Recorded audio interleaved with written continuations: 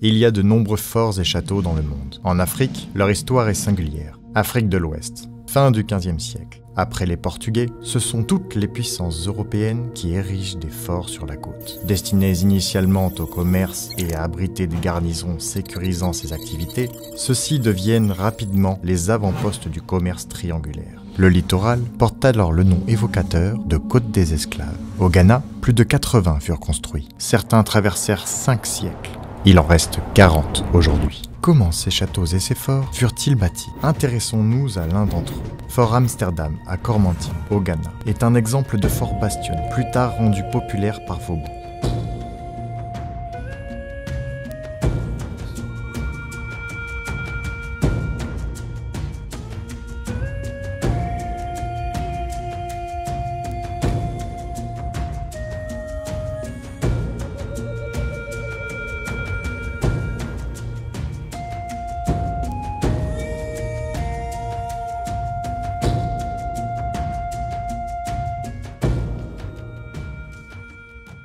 Un jour de 1631, un imposant navire arborant le pavillon anglais approche les côtes cormantines. Les marchands anglais voulaient commercer, ce que les chefs locaux acceptèrent. Ils demandèrent par la suite à bénéficier d'un site où construire un comptoir commercial fortifié.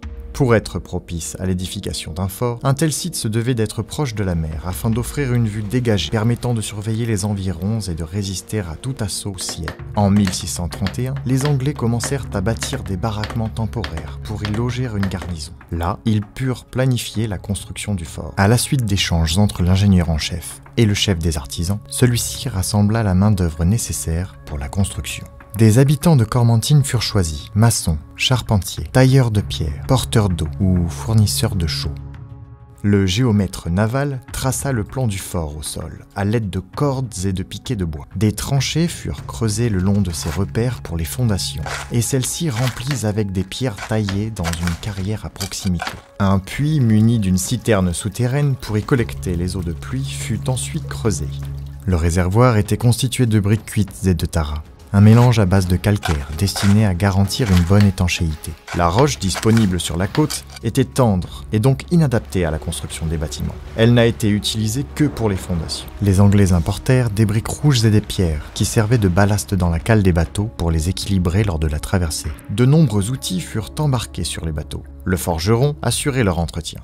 Le niveau était l'outil de maçonnerie le plus important, en vue d'assurer le nivellement de la construction. Monte-charges et poulies furent installés pour hisser les matériaux lourds le long des rampes. Le mortier fut formé à partir de calcaire, provenant de coquillages pilés. Prenant appui sur les murs du bâtiment, des voûtes furent ensuite érigées au-dessus des pièces principales. Quand on atteignit la hauteur du chemin de ronde, des meurtrières et affûts destinés à accueillir la batterie haute de canons furent aménagés dans les fortifications. Une fois le gros œuvre terminé, la garnison temporaire fut démontée et on aménagea les espaces de vie à l'intérieur du fort. La construction prit 15 ans. En 1648, le fort fut terminé et baptisé Fort Cormentine. La mise en service du fort ouvrit la voie au commerce. Au début, on échangea des biens, mais rapidement, la traite des esclaves supplanta les autres échanges.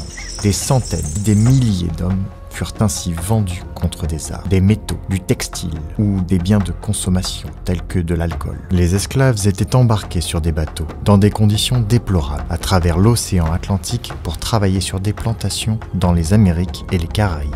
L'or, acquis à vil prix, était échangé contre des marchandises importées d'Europe telles que des miroirs ou des vêtements. En 1665, peu après la fin de la construction du fort Cormentine par les Anglais, celui-ci fut attaqué par un navire de guerre hollandais avec 48 canons à son bord. Les Hollandais, commandés par l'amiral de Ruyter, prirent le fort et le nommèrent Fort Amsterdam.